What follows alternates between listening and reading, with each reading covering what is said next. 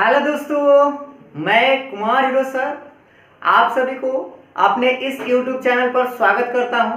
और आज के इस वीडियो में हम बात करने वाले हैं NCERT डिटरमिनेंट चैप्टर का 4.2 का क्वेश्चन आंसर। और आज हम लोग सीखेंगे 4.2 का एक एक क्वेश्चन को कैसे सोल्व किया जाता है, कैसे आसान मेथड से आपको हम बताते हैं, उसको आप लोगों को सीखना है। तो उससे पहले कि अगर आप डिटरमिनेंट का प्रॉपर्टीज नहीं पढ़े हैं तो पहले आप प्रॉपर्टीज का वीडियो देख लीजिए, ताकि आपको क्वेश्चन बनाने में या समझने में किसी तरह का कोई दिक्कत नहीं हो। उससे पहले अगर आप मेरे चैनल पर नए हैं तो प्लीज़ मेरे चैनल को सब्सक्राइब कर दीजिए, और अगर आपको वीडियो अच्छा लगे तो लाइक ज़रूर कीजिएगा। तो चलिए आज का टॉपिक हम लोग स्टार्ट करते हैं डिटरमिनेंट चैप्टर का 4.2 का पहला नंबर क्वेश्चन से। तो चलिए देखते हैं कि आज का हमारा पहला क्वेश्चन क्या है डिटरमिनेंट NCERT एक्सरसाइज 4.2 का। देखिएगा, आपका पहला क्वेश्चन है x y z a b c x plus a y plus b z plus c, और इसका आंसर जो आपको लाना है वो 0 लाना है।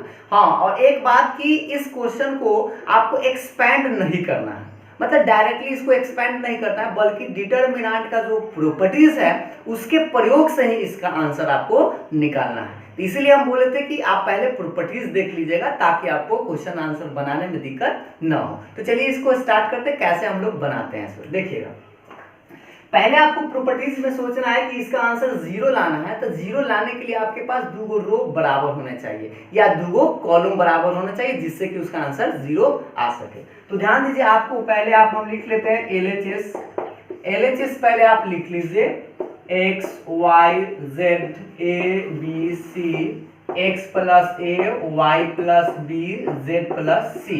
आपको याद होगा प्रॉपर्टीज अगर आप थोड़ा सा देखे हैं तो कि अगर कोई रो या कोई कॉलम प्लस के रूप में हो तो उसको 2 डिटरमिनेंट के योगफल के रूप में उसको हम बांट सकते हैं। अब इस बात को कैसे समझिए, ऐसे देखिएगा ध्यान से।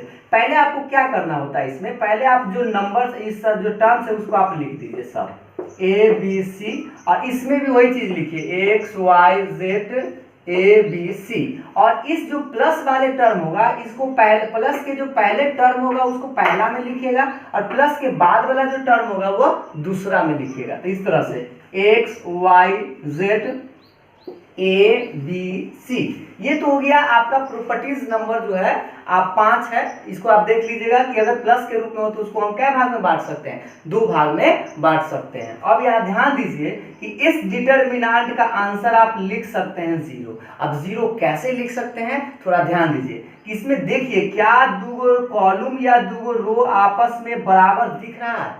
तो देखिएगा ध्यान से, यहाँ कॉलम 1 और कॉलम 3 जो है आपस में बराबर है, और जैसे ही 2 रो या 2 कॉलम बराबर होता है तो उसका मान क्या होता है, 0 होता है, प्रॉपर्टी नंबर 3 से। और उसी तरह से इसमें भी देखिए कि आपका एक रो एक कॉलम, ये दूसरा कॉलम और तीसरा जो कॉलम है वह बराबर है, तो इसका आंसर भी क्या होगा, 0 होगा। यानी कि 0 में 0 जोड़ेंगे तो 0, यानी ये हो गया आपका RHS। तो ये तो 1 नंबर का सवाल था, सिंपल सा। परीक्षा में अगर आता है तो आपसे 2 नंबर का बनाने के लिए पूछा जाएगा।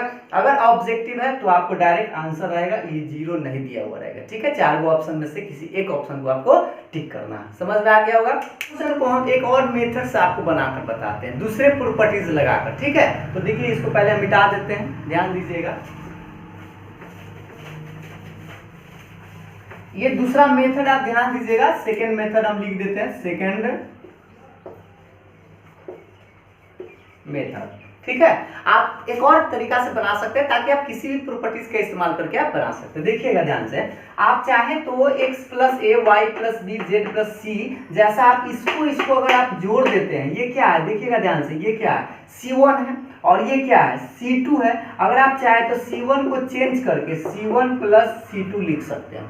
ठीक है, जैसे इसको और इसको जोड़िएगा तो इसके जैसा आ जाएगा। मतलब ये समझिए इसको ध्यान से थोड़ा सा, पहले आप किसका ऑपरेशन कर रहे हैं, C1 का, तो आप पहले C2 और C3 को छाप दीजिए, यानी A B C x plus A y plus b z plus c, यानी हम C2 और C3 को तो लिख दिए।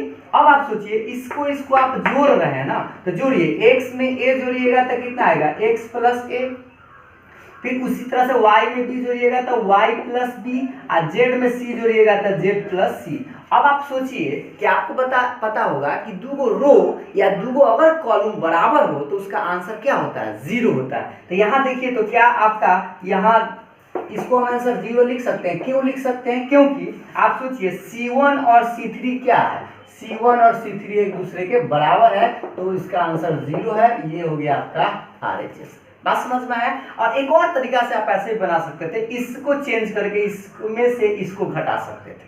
तो आप अपना दिमाग अब लगाना शुरू कर दीजिए कि आप किसी भी प्रॉपर्टी का इस्तेमाल कीजिए, आपको आंसर उस तरह से आना है। तो उम्मीद करता हूँ आपको दोनों मेथड समझ में आ गया होगा। तो चलिए अब हम लोग देखते हैं सेकंड क्वेश्चन की। तो चलिए देखते हैं कि सेकंड नंबर क्वेश्चन आपका क्या। देखिए ध्यान से, ये क्वेश्चन है a minus B, B minus C, C minus A, B minus C, C minus A minus B, C minus A minus B, B minus C, और इसका आंसर जो लाना है आपको जीरो लाना है। तो आपको बता दें जीरो लाने के लिए आपको क्या करना है, तीन तरह के बात होते हैं, या तो दो रो या दो कॉलम बराबर कर दीजिए, या तो तीन को लगातार जीरो ला दीजिए, ठीक है, तो भी उसका आंसर जीरो ला सकते हैं। तो देखिए यहाँ पर आपको क्या करना है, किस तरह से जोड़ना है या घटाना है जिससे कि एक रो या एक कॉलम आसानी से जीरो ही आ जाए। तो देखिएगा थोड़ा सा ध्यान से हम आपको बताते हैं। अगर आप इस C1 को गौर से देखिए, ये आपका क्या है, देखिए ये आपका C1 है, और ये क्या है C2 है, और ये क्या है C3 है। अगर हम चाहे तो C1 C2 C3 तीनों को जोड़ देंगे तो देखिए तो रिजल्ट क्या आता है, जोड़ के आपको बताते हैं। अगर a माइनस बी में b माइनस सी और c माइनस ए जोड़िएगा तो देखिए अगर b से b जोड़े तो ये तो कट जाएगा, c से c जोड़ेंगे तो ये कट जाएगा, और माइनस ए और प्लस ए कट जाएगा, तो टोटल कटने के बाद आंसर क्या आएगा, जीरो आएगा ना। तो उसी तरह से इसको भी जोड़िएगा, उसी तरह से इसको जोड़िएगा, तो सबका आंसर कट कुट के जीरो आएगा। चलिए अब देखते हैं कैसे जीरो आएगा। पहले मान लेते हैं ये LHS है आपका, ठीक है, क्योंकि आपका इसका आंसर क्या लाना है, जीरो लाना है। तो यहाँ तक तो समझ में आ गया। अब देखिए हम क्या चेंज कर रहे हैं, देखिएगा C1 change C1 plus C2 plus C3। तो पहले आप किसका ऑपरेशन करें उस पर ध्यान दीजिएगा, थोड़ा बड़ा सा बनेगा क्योंकि आप इसको जोड़िएगा था, ठीक है। तो पहले आप C1 का ऑपरेशन कर रहे हैं ना, तो C1 चाहे तो आप इसको पहले चलिए इसको जोड़ते हैं, जोड़िएगा सामना सामने।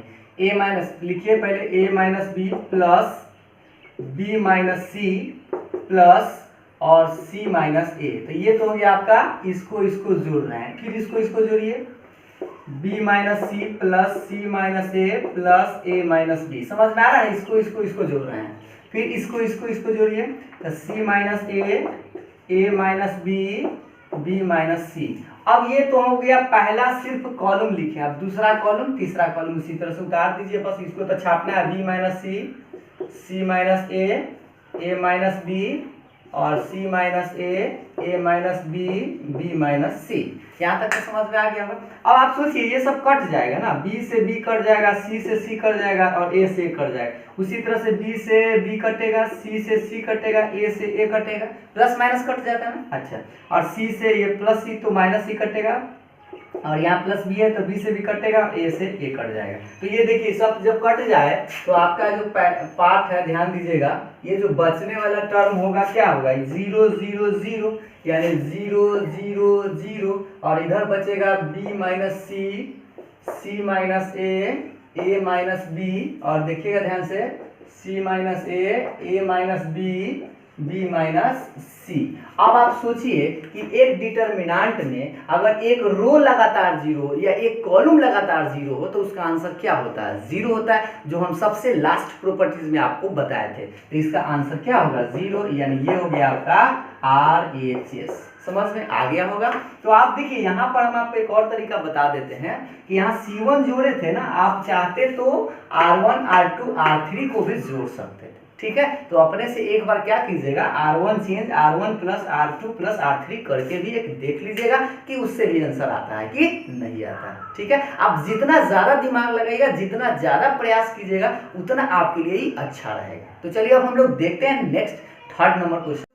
क्वेश्चन नंबर 3 कि इसमें क्या कहा जा रहा है, देखिएगा ध्यान से।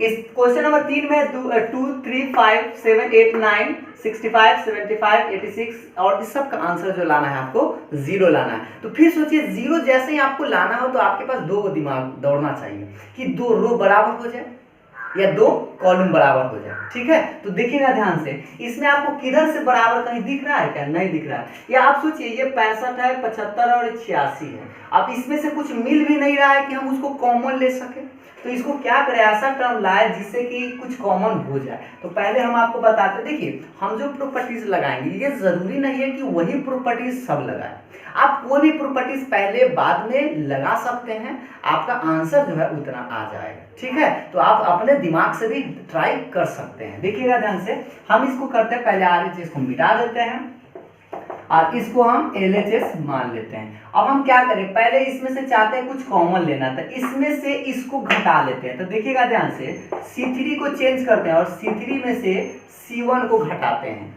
अब ध्यान दीजिएगा, अगर हम C3 को चेंज करें, C3 में से अगर C1 घटाए इसमें से, तो देखिएगा पहले आपको चेंज किसको करना है, C3 को। तो पहले आप C1 और C2 को छाप दीजिए। तो देखिए C1 को छापिए, 2 3 5 7 8 9, C2 को भी छाप दी। अब C3 में से C1 को घटाइए, इसमें से आपको इसको घटाना। ध्यान दीजिएगा, ये है आपका C1 और ये है C3। घटाइएगा, 65 में से 2 गया 63, 75 में से 3 घटाएंगे तब 72 और 86 में से 5 घटाएंगे तब 81। यहाँ तक तो समझ में आ गया। अब आप सोचिए कि हम ऐसा इसलिए किया है ताकि इसमें से कुछ कॉमन हो सके। अब देखिए, क्या इसमें से सेम चीज कुछ मिल रहा है? आप लोगों को बताते हैं कैसे मिल रहा है।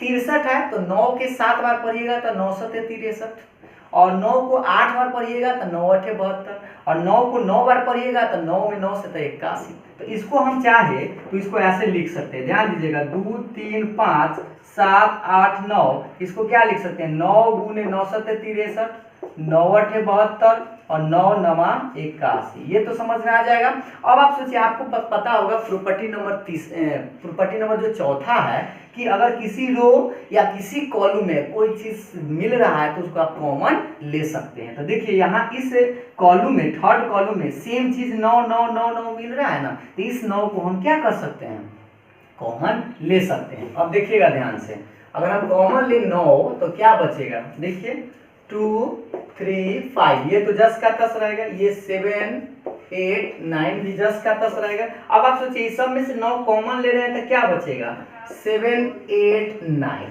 ठीक है, अब 7 8 9 बच गया। तो अब आप सोचिए, क्या इसमें दो कॉलम जो है आपस में बराबर दिख रहा है क्या? अगर आप बराबर देख पा रहे होंगे तो इसका आंसर क्या लिखेंगे, 0। और क्यों 0 लिखे, क्योंकि आप देखिए C2 और C3 का जो वैल्यू है वो आपस में बराबर है, और बराबर होता है तो उसका मान 0 होता है। 9 में 0 से गुना भी करें तो 0, ये हो गया आपका RHS। ठीक है,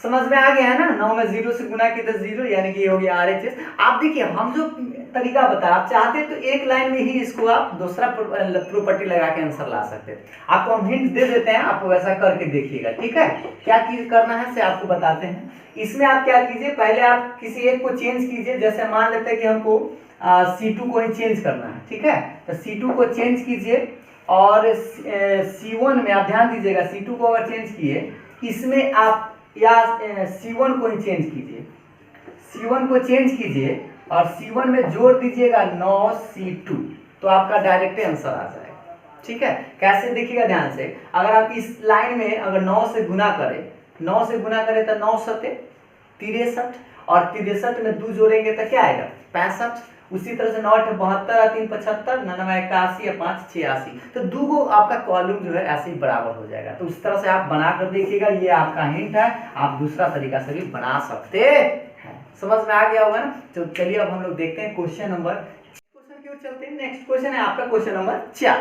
ठीक है, 4 में भी आपको क्वेश्चन क्या लाना है, आंसर 0 ही लाना है। तो 0 जैसे ही लाना हो तो आपके पास बस एक ही दिमाग होना चाहिए, या तो 2 रो बराबर कीजिए या तो 2 कॉलम बराबर कीजिए। ठीक है, तो देखिए ध्यान से, पहले आप सोचिए कि आपको किसी भी रो या 2 कॉलम डायरेक्टली बराबर नहीं दिख रहा, पहले तो आप इसको गुना कर लीजिए। ठीक है, तो पहले हम क्या करते हैं, LHS मान लेते हैं इसको, और ये RHS को मिटा देते हैं। आपको 0 प्रूफ करना है, पहले आप इसको गुना कीजिए। तो पहले आप ध्यान दीजिएगा, इस सब को तो जस के तस उतारना होगा, BC CA AB, आप इसको गुना करते हैं, थोड़ा सा ध्यान से गुना कीजिएगा। A में B से तो AB प्लस A में C से तो AC, ठीक है ना।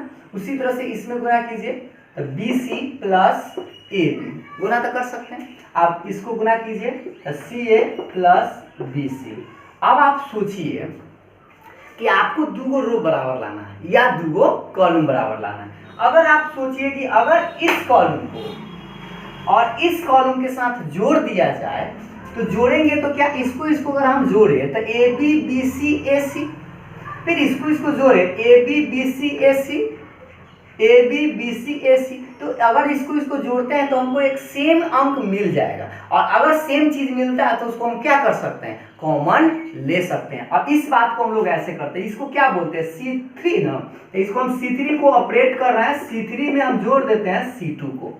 आप यहाँ पर ऐसे भी कर सकते थे C2 change C2 plus C3, ठीक है। तो चलिए इसको हम लोग जोड़ते हैं, ध्यान दीजिएगा, यहाँ दिख रहा है ना। तो देखिए पहले आप इसको पहले आप लिख दिए। अब आप थोड़ा सा ध्यान दीजिए कि ऑपरेशन आप किसका कर रहे हैं, C3 का ऑपरेशन कर रहे हैं। तो आप पहले C1 और C2 को लिख दीजिए, तो 1 1 1 BC CA AB तो लिख दिए। आप इसको जोड़ना है तो उसके जोड़िएगा, सामने सामने जोड़िएगा।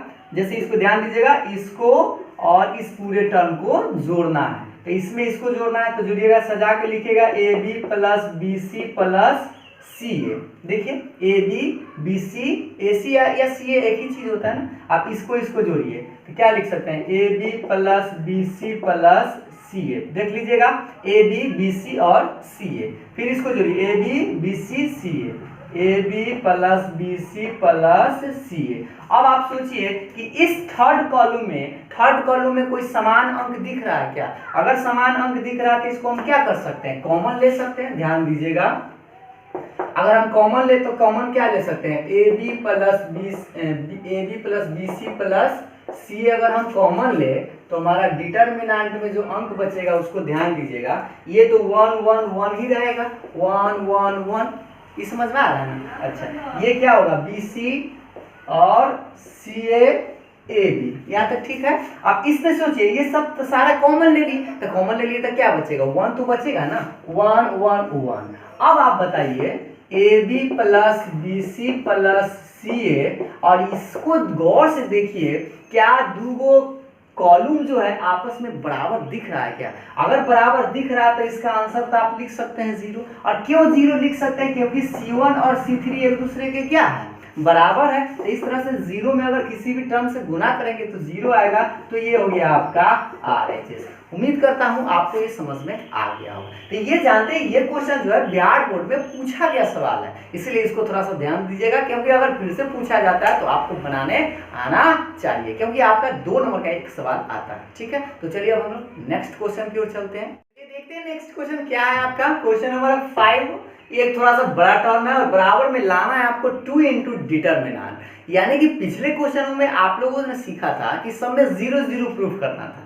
तो वो तो आप समझ गए थे कि 2 रो या 2 कॉलम आपको बराबर करने का प्रयास करते थे, जिससे कि वो आसानी से आंसर आ जाता है। लेकिन अब आपको 0 नहीं लाना है, यानी जो लाना है उसके हिसाब से आपको चलना होगा, सोचना होगा कि क्या करना है, क्या लाना है, और वैसे उस तरह का आपको दिमाग लगाना है। तो पहले आप सोचिए, इस डिटर्मिनेंट को पहले आपको 2 बाहर करना है। तो पहले 2 बाहर करना, यानी कि किसी रो या किसी कॉलम में 2 2 2 मिलना चाहिए। देखिए, हम जो आपको बता रहे हैं, क्वेश्चन बनाने का एक प्रोसेस बता रहे हैं, ताकि आप अपना दिमाग उस तरह से लगा सके। पहले आपको क्या चाहिए, 2 चाहिए। तो 2 लाने के लिए आपको किसी रो या किसी कॉलम में 2 मिलना चाहिए, तभी आप उसको कॉमन लीजिएगा तो 2 आएगा। तो चलिए प्रयास करते हैं पहले 2 लाने का। तो हम क्या करें, पहले इसको LHS मान लेते हैं, ठीक है, और RHS को एक बार अच्छा से देख लीजिए, क्योंकि हम इसको मिटा देंगे। तो पहले आप क्या लीजिए, लाइएगा 2 लाना है ना, इसको मिटाते हैं।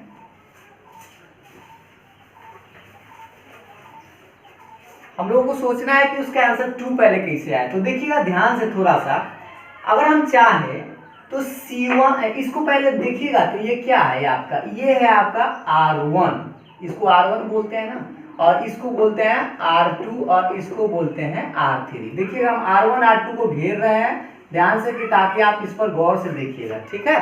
तो ये R1 R2 R3, अगर हम चाहे तो R1 को चेंज करके R1 plus R2 plus R3 तीनों को जोड़ सकते हैं। अब तीनों को जोड़ने से फायदा क्या होगा, पहले उसको देख लीजिए। सोचिए, अगर आप इसको जोड़िएगा तो ए 2a आएगा, फिर बी जोड़िएगा तो 2b आएगा, और सी जोड़िएगा तो 2c आएगा। मतलब यह कि 2a plus 2b plus 2c समय आ रहा है ना। अब उसी तरह से इसको आप जोड़िएगा, तो जोड़ के पहले देखिए p तो 2p, q तो 2q और r तो 2r। समझ में आ रहा है ना। इसको भी देख लीजिए, x 2x, y 2y और z 2z। तो सब में हमको दू तक दिखा, अभी आप लोगों को नहीं दिखा होगा लेकिन हम आपको दिखाते हैं, देखिएगा ध्यान से। पहले आप क्या करें, पहले तो इस तरह से आप बॉक्स बना लीजिए, छोटा बड़ा आप देखिएगा पहले कि किसको किसको जोड़ना है उसके हिसाब से लिखिए, ठीक है। तो पहले आप ऑपरेशन किसका करना चाहते हैं, r1 का, तो r2 और r3 को पहले आप लिख दीजिए। r2 को देखिएगा ध्यान से, ये है आपका r2, इसको आप लिख दीजिए, थोड़ा बड़ा साइज में लिखिएगा क्योंकि जोड़ने में बने, और इधर z प्लस x, ठीक है। और r3 को भी आप लिख दीजिए a plus b, p plus q, x plus y। ये तो ठीक है, लिख दिए। अब क्या करना है हमको, इसको जोड़ना है, सामने सामने जोड़िएगा। तो इसको जोड़ेंगे तो क्या मिलेगा हमको, मिलेगा 2 इंटू ए प्लस बी प्लस सी। अब इसको हम समझाते हैं जोड़ के, इधर है, ध्यान दीजिएगा, ए तो 2a होगा ना, प्लस बी जोड़ेंगे तो क्या मिलेगा 2b, और सी में जोड़ेंगे तो क्या मिलेगा 2c। अब इसमें से हम कॉमन ले सकते थे ना, क्या दो, तो इसको हम ऐसे लिख सकते हैं 2 इंटू ए प्लस बी प्लस सी। समझ में आया ना। हम एक लाइन थोड़ा सा शॉर्ट लिखे हैं, आप लोगों को अगर समझ में आ गया होगा तो अच्छी बात है, नहीं आया तो अभी हम इधर समझा दिए ताकि आपको दिक्कत ना हो। आप सोचिए उसी तरह से इसको जोड़िएगा, तो आप जोड़िएगा तो आएगा 2 plus p plus q into r. इस तरह से देखिए आपको जोड़ के बताते हैं, p और p तो 2p आया ना, और q तो 2q आया, और r 2r, तो सब में से दो कॉमन लेंगे तो 2 into p plus q plus r. उसी तरह से इधर सोचिए क्या आएगा 2 into x plus y plus z. अब आप ध्यान दीजिए, क्या आप इस रो में से यानी फर्स्ट रो में से 2 कॉमन ले सकते हैं, बिल्कुल 2 कॉमन ले सकते हैं। तो चलिए आपका 2 तो पहला आ गया, क्या आया a plus b plus c, p plus q plus r, x plus y plus z, और इधर है आपका c plus a, r plus p, z plus x, और इस सबको छापिए आराम से, a plus b, p plus q और x प्लस वाई। यहाँ तक तो समझ में आ गया होगा। थोड़ा सा ध्यान दे दीजिए, बस कुछ नहीं कि इस लाइन में से हम क्या कॉमन लिए, 2 कॉमन लिए हैं। अब आप सोचिए 2 तो आपको जो RHS में लाना था वो तो आप ले आए, अब आपको छोटा छोटा पद लाना है। यहाँ पर a प्लस बी प्लस सी 3 गो आ गया है। अब इस सबको हमको छोटा करना है, एक टर्म में लाना है। आप लोग को RHS देख लिया है ना, तो एक टर्म लाना है। देखिए a प्लस बी प्लस सी में से इस रो फर्स्ट रो में से किसको घटाइएगा कि छोटा टर्म आ जाए। तो इसमें से अगर हम c प्लस ए घटा दे तो इसमें से एगो टर्म आएगा, फिर इसी में से अगर हम इसको घटा दे तो 2 ऑपरेशन लगाते हैं। अब हमको ऊपर वाला मिटाना होगा क्योंकि मेरा बोर्ड जो है थोड़ा छोटा है, ठीक है। तो देखिए उसको मिटाते हैं ऊपर वाला को।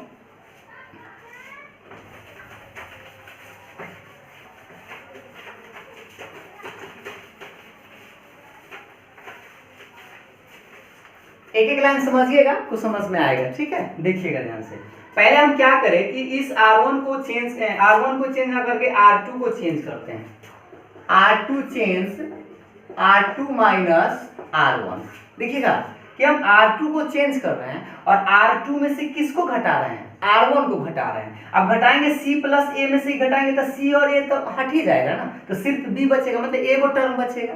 और उसी तरह से इसमें से इसको घटाएंगे तो एगो टर्म बचेगा इसमें। और एक और कीजिए, ये क्या है R3 है ना, तो इसको हम एक और चेंज करते हैं, R3 चेंज, और R3 में से हम R1 को घटाते हैं, ठीक है। फिर इसी में से इसको घटाते हैं। अब इस बात को हम लोग लिख के देखते हैं कैसे कैसे आंसर आता है। सो आप थोड़ा सा ध्यान दीजिएगा, एक लाइन को समझते रहिएगा। पहले आपको चेंज किसको करना है, R2 को और R3 को। तो पहले आप R1 को लिख दीजिए, ये है आपका R1 ना, तो इसको आप लिखिए a plus b plus c, p plus q plus r, x plus y plus z. ये तो हम R1 लिख दिए। अब आप ध्यान से घटाइएगा, देखिए हम इसको यहाँ पर लिख देते हैं, ये R1 है और ये R2 है और ये आपका R3 है। अब आपको करना क्या है कि R2 में से R1 घटाना है। तो देखिए इसमें से आपको इसको घटाइएगा तो C में से C घटाइएगा तो C तो कट जाएगा, और A में से घटाइएगा तो कट जाएगा, तो B बचेगा प्लस B बचेगा कि माइनस B बचेगा। अब इसको लिख के बता देते हैं, C प्लस A में से आप घटा रहे हैं ए प्लस, इस तरह से माइनस माइनस माइनस। तो देखिए ए से ए कट जाएगा, सी से सी कट जाएगा, तो क्या बचेगा? माइनस बी बचेगा या प्लस बी बचेगा? तो माइनस बी बचेगा। तो यहाँ आप क्या लिखेंगे? Minus B. समझ में आया ना? उसी तरह से इसमें से अगर इसको घटाइएगा तो आर से आर कट जाएगा, पी से पी कटेगा, तो क्या बचेगा? माइनस क्यू बचेगा। अब आप सोचिए इसमें से इसको घटाइएगा तो जेड से जेड कटेगा, एक्स से एक्स कटेगा, तो क्या बचेगा? Minus y. समझ में आ रहा है ना? थोड़ा गर्मी लग रहा है, ध्यान दीजिएगा। अब इसको चेंज करें, इसमें से इसको घटा रहे हैं, तो देखिए ए प्लस बी, फिर इसमें से कट जाएगा तो सी बचेगा कि माइनस सी बचेगा? माइनस सी बचेगा इस तरह से। तो यहाँ लिखिए minus c. P plus q घट जाएगा तो क्या बचेगा? Minus r. इसमें से इसको घटाएंगे तो एक्स और वाई इसमें से कट जाएगा तो क्या बचेगा? Minus z. यहाँ तक समझ में आया ना? अब आप सोचिए कि इस समय तो एक एक टर्म आ गया है ना, लेकिन अभी भी ये जो लाइन है R3, इसमें आपको अभी भी तीन गो टर्म। अब उस तीन गो टर्म को आपको छोटा करना है, ठीक है? अब छोटा करना है तो देखिए ध्यान से, इसको अब हम डिलीट करते हैं। अब आप थोड़ा सा ध्यान दीजिए कि ये आपका कौन सा रो है? फर्स्ट रो है। तो आप क्या कीजिए कि फर्स्ट रो को ऑपरेशन कीजिए और इस तरह से ऑपरेशन कीजिए कि एक टर्म इसमें आ जाए। तो सोचिए इसमें से अगर हम इस R1, R2 और R3 को तीनों को जोड़ दें, जैसे इस तरह से R1 plus R2 plus R3, तो देखिए माइनस सी प्लस सी कट जाएगा, माइनस बी प्लस बी कट जाएगा, तो क्या बचेगा? ये बचेगा ना। तो इसको हम ऐसे लिख सकते हैं, ध्यान दीजिएगा। पहले तो 2 रहेगा ही रहेगा ना। अब आप सोचिए R1 का ऑपरेशन कर रहे हैं और R1 का जब ऑपरेशन कर रहे हैं तो R2 R3 को आप छाप दीजिए पहले आराम से। ये है आपका R2 minus b minus q minus y, छाप दिए। और इसको भी आप छापिए तो माइनस सी माइनस आर और माइनस जेड। यहाँ तक समझ में आ रहा है? अब थोड़ा सा ध्यान दीजिए कि हमको क्या करना है, R1 R2 R3 तीनों को जोड़ना है। ये इसको और इसको भी आपको जोड़ना है। ये है आपका R1 R2 R3। अब आप जोड़िए, इसको जोड़िएगा तो B से B कट जाएगा, C से C कट जाएगा, तो क्या बचेगा? A बचेगा। अब उसी तरह से माइनस R से R कट जाएगा, Q से Q कट जाएगा, तो क्या बचेगा? P बचेगा। अब इससे माइनस Y और Z कट जाएगा, तो क्या बचेगा? X बचेगा।